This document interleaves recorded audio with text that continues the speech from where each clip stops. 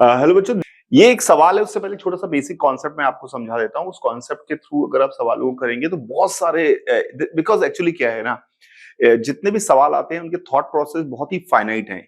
10 तरह की thought process है, उन्हीं पे घुमा घुमा के 50 तरह के सवाल बनाए जाते हैं। तो इसका थॉट प्रोसेस क्या है, मैं आपको समझाने की कोशिश करता हूँ। जैसे मान लीजिए कोई एक डिस्क रखी हुई है और दो डिस्क हैं, एक सिग्मा 1 की और एक सिग्मा 2 की, और लेट से उनकी रेडियाई भी अलग अलग है। और इनके बीच में फोर्स ऑफ इंटरेक्शन की बारे में बात की गई। फोर्स ऑफ इंटरेक्शन कितना हो रहा है, सिग्मा 1 सिग्मा 2, इनके बीच का फोर्स कितना है, इसको निकालने की बात करते हैं।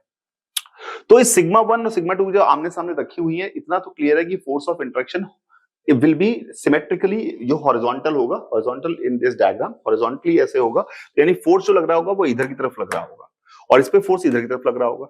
अब आपने कहा इस पे फोर्स कैसे निकालेंगे, तो कोई भी छोटा सा एलिमेंट यहाँ पे कंसीडर करें जिसका चार्ज dq है। dq की वैल्यू को लिख सकते हैं सिग्मा 2 da, सिग्मा 2 da। अब इसके कारण यहाँ पे इलेक्ट्रिक फील्ड जो होगी वो लेट से इधर की तरफ है E1। इस पॉइंट पर इलेक्ट्रिक फील्ड सिग्मा 1 के कारण इधर की तरफ है E1। तो ऑब्वियसली इस पे जो फोर्स लग रहा होगा, लेट से दिस एंगल इज थीटा, तो इस पे जो फोर्स लग रहा होगा उसकी वैल्यू होगी sigma 2 da E1 cos theta. This is the force. अगर मैं सारे फोर्सेस को इंटीग्रेट कर दूंगा तो हमारा आंसर आ जाएगा। अब इस फोर्स को इंटीग्रेट करने में जब आंसर आ जाएगा, तो अगर मैं सिग्मा 2 को बाहर निकाल लूं तो ये फोर्स कितना बन जा रहा है, इस फोर्स की वैल्यू बन जा रही है sigma 2 integral E D A cos theta. E D A cos theta क्या हुआ, E D A cos theta जो हमारे पास हुआ E1 D A cos theta, it is nothing but the flux because of the first sheet coming from second sheet. ये flux की value हो गई E D A cos theta, याद है ना आपको। तो इसका मतलब है हमेशा जो फोर्स होता है उसकी वैल्यू जो होगी वो होगी सिग्मा 2 फाई 1 के बराबर। फोर्स की वैल्यू होती है सिग्मा 2 फाई 1 के बराबर।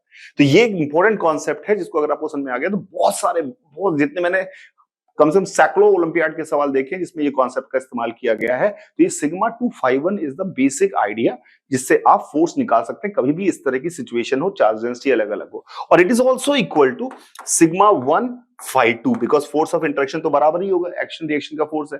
तो इससे कई बार तरह तरह के सवाल बनाते हैं। कई बार बोलते हैं कि इससे अगर फ्लक्स फाई 1 गुजर रहा है, इससे फ्लक्स फाई 2 गुजर रहा है, तो फाई 1 फाई 2 का रेशियो बताइए। तो आपको दिख ही रहा है, यहां से सीधे निकल जाएगा।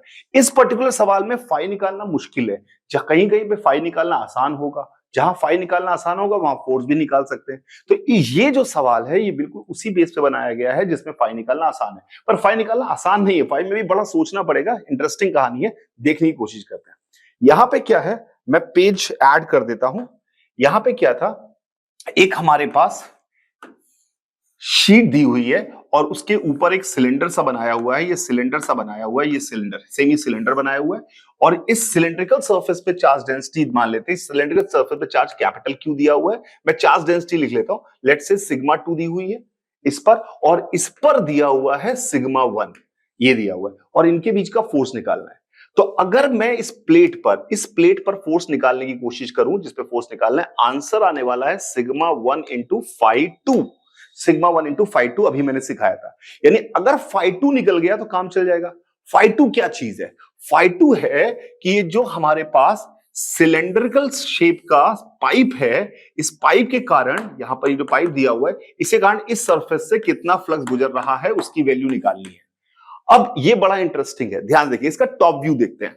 इसका टॉप व्यू देखते हैं तो ये हमारा इसका टॉप व्यू आएगा सिलेंड्रिकल शेल का, और हमें इस सरफेस से कितना फ्लक्स निकल रहा है ये निकालना है। टॉप व्यू दिखाई दिया आपको, इससे कितना फ्लक्स निकल रहा है ये निकालना है। अब आपने कहा सर इससे कैसे फ्लक्स निकालेंगे, इलेक्ट्रिक फील्ड की वैल्यू तो आपको पता नहीं है। मैंने कहा कोई बात नहीं, मुझे नहीं पता है। मैंने क्या किया मैंने यहां पर एक छोटा सा चार्ज कंसीडर किया dq। इस dq के कारण जो फ्लक्स होगा वो चारों दिशाओं में निकल रहा होगा। कितना, dq बाई एप्सिलॉन नॉट। तो इसके कारण अगर चारों दिशाओं में फ्लक्स निकल रहा होगा जिसकी वैल्यू होगी dq बाई एप्सिलॉन नॉट, ये फ्लक्स किधर निकल रहा होगा इस dq कारण, इधर इधर इधर इधर इधर इधर इधर इधर इधर इधर इधर इधर इधर। अब हमें देखना है कि इस येलो वाली सरफेस से, इस सरफेस से इस dq का कितना फ्लक्स गुजर रहा है।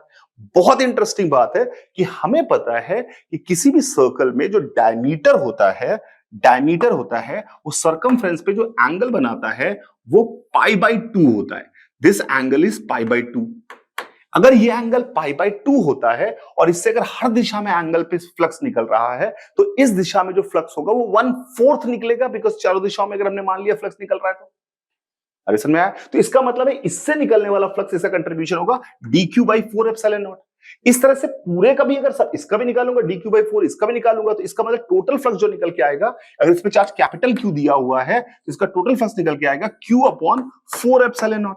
तो Q/4ε0 T हो गया फ्लक्स, और सिग्मा 1 से मल्टीप्लाई करना। सिग्मा 1 कितना दिया हुआ? Q/2RL, चार्ज अपॉन एरिया, खत्म सवाल। So this is the force on this, force on one plate because of this spherical cylindrical surface. I hope it is clear.